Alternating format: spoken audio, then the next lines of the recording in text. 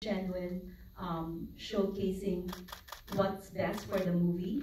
So that's how we are. And as far as the cinema, right now we're really trying to work things out with how it could be, because it's not only me that suffered, it's like the entire year of movie producers will suffer, and it has been this way for such a long time, even decades, even since I was young, it has been really the cinema who chooses which movie they want to show.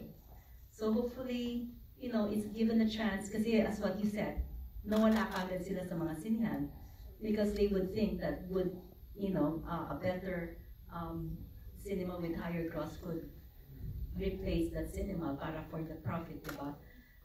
It's sad to say they're really for, profit, and that's how it is.